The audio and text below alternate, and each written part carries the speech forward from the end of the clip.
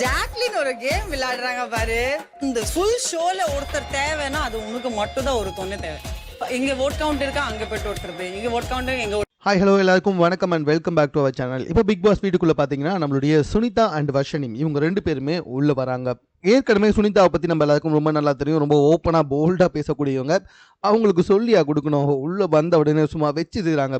ஆனால் எனக்கு ஒரு சின்ன வருத்தம் தாங்க.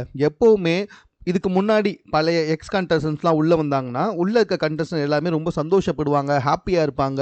அவங்கள கட்டி அணைச்சி ஆஹா பயங்கரமாக மறுபடியும் திரும்பி வந்துட்டியே, நாங்களாம் எப்படி இருக்கோம் வெளியே அப்படி இப்படின்னு கேட்பாங்க. ஆனால் இந்த சீசனில் மட்டும்தாங்க எக்ஸ் கண்டஸ்டன்ஸ்லாம் உள்ளே வரும்பொழுது ஆல்ரெடி உள்ளே இருக்க கண்டஸ்டன்ஸ் எல்லாருமே வந்துட்டு மூஞ்ச ஒரு மாதிரி செம்ம காண்டா வச்சுக்கிட்டு இருக்காங்க. சே எதுக்கு இவங்கெல்லாம் இப்போ உள்ளே வந்துட்டு இருக்கானுங்க, விருப்பா இருக்குதே அப்படின்ற மாதிரி தான் வந்துட்டு எல்லார் மூஞ்சியுமே இருக்குது. ஒருத்தர் கூட யாரையுமே பார்த்து சிரிக்கவே இல்லை, சுனிதாவை பார்த்து ஹக் பண்ணல, வர்ஷினியை பார்த்து சந்தோஷப்படல. எல்லார் மூஞ்சிலுமே ஈயாடல ஒரு மாதிரி ரொம்ப காண்டாவே வச்சிட்டு இருக்காங்க. ஒருவேளை பேசி வச்சுக்கிட்டு தான் இப்படி பண்ணிக்கிட்டு இருக்காங்களோ என்னன்னு தெரியல. தென் என்னாச்சு அப்படின்னு சொல்லி பார்த்தீங்கன்னா, சுனிதா வந்த உடனே ஜாக்லினை பற்றி தான் முதல்ல செம்மையாக பேசினாங்க. இந்த ஷோவில் வந்துட்டு இன்னொருத்தருக்கு வந்துட்டு ஒரு ஆள் தேவை, ஒரு பொண்ணு தேவைன்னா ஜாக்லின் உனக்கு மட்டும்தான் அப்படின்ற மாதிரி சொல்கிறாங்க. எதுக்காகனா இந்த இடத்துல ஒரு மாதிரி பேசுகிற, அங்கே போய் ஒரு மாதிரி பேசுகிற, அங்கே ஒரு கவுண்ட்ரு இங்கே ஒரு கவுண்ட்ரு மாற்றி மாற்றி பேசிக்கிட்டே இருக்க ஜாக்லின்னு சொல்லிட்டு ஜாக்லினுக்கு முதல் செருப்படி. ரெண்டாவது சௌந்தர்யா, என்னது இந்த ஷோவில் வந்துட்டு உன்னோட கான்ட்ரிபியூஷன் என்ன தான், ஸோ டாஸ்க் வந்தாலும் மூஞ்சி ஊன் இருக்குது, டாஸ்க் வரலனாலும் ஊன் இருக்குது, என்ன தான் பண்ணிக்கிட்டு இருக்க நீ அப்படின்ற மாதிரி வந்துட்டு சௌந்தர்யா வந்துட்டு லைட்டாக ஒரு போர்டு.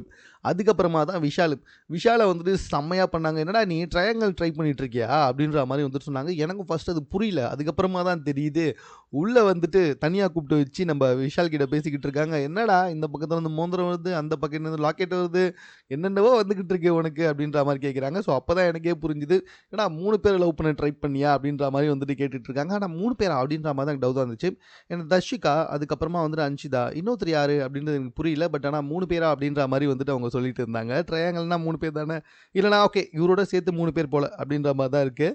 ஸோ உள்ளே வந்த உடனே எல்லாரை பற்றியும் பயங்கரமாக வந்துட்டு பேசிக்கிட்டு இருக்காங்க. உள்ளே இருந்த பழைய போட்டியாளர்கள் ஒருத்தருமே வந்துட்டு மூஞ்சில் ஈயாரில் எல்லாருமே செம்ம காண்டில் இருக்காங்க. உள்ளே வந்த வர்ஷினி ஒன்றும் பெருசாக எதுவுமே பேசவே இல்லை. அவங்க இதுக்கு முன்னாடியும் பெருசாக பேசினதில்லை. ஸோ இப்போ ரீஎன்ட்ரி கொடுத்ததுக்கப்புறமாவும் ஒன்றும் பெருசாக பேசவே இல்லை. சுனிதா அண்ட் வர்ஷினி வந்திருக்காங்க. இன்னும் சாச்சனா வரணும், ஃபேட்மேன் வரணும், ஆர்னோ வரணும். ஆர்னோ வந்து உள்ளே என்னெல்லாம் பேச போகிறாரு அப்படின்றத தெரிஞ்சுக்கிறதுக்கு ரொம்ப ஈகராக வெயிட் பண்ணிட்டு இருக்கேன். அட் த சேம் டைம் வந்துட்டு பார்த்தீங்கன்னா தர்ஷா குப்தா வர வரப்போகிறாங்களாம். தர்ஷா குப்தா பொண்ணுங்களை வந்து நிறைய பயங்கரமாக வந்துட்டு கடுப்பாக பேசிட்டு தான் போனாங்க. ஸோ உள்ளே வந்து என்ன பேச போகிறாங்க, எப்படி பேச போகிறாங்க. ஆர்னோ ஏற்கனவே ஸ்டேஜில் எப்படிலாம் பேசினார், ஜால்ராஸ் அப்படி இப்படின்னு சொல்லிட்டு. ஸோ இப்போ வந்து அவர் என்ன பேச போகிறாரு அப்படின்னு தெரிஞ்சிக்கிறதுக்கே ரொம்ப ஆவலாக இருக்குது.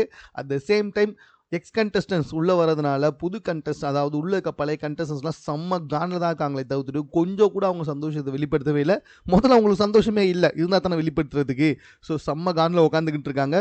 எக்ஸ் கண்டஸ்டன்ஸ்லாம் வந்து என்ன பேச போகிறாங்க, என்னெல்லாம் கிழிக்க போகிறாங்க. ஏற்கனவே வந்துட்டு கொஞ்சம் பிரச்சனையை ஏற்படுத்தி விடுறதுக்கே நேற்று வந்துட்டு பிக் பாஸ் அவர்கள் ஒரு டாஸ்க்கை கொடுத்து வெறுப்பேற்றி வச்சிருக்கிறாரு. ஸோ அதுக்கும் சேர்த்து பழி வாங்குற மாதிரி தான் வந்து பேசுவாங்க.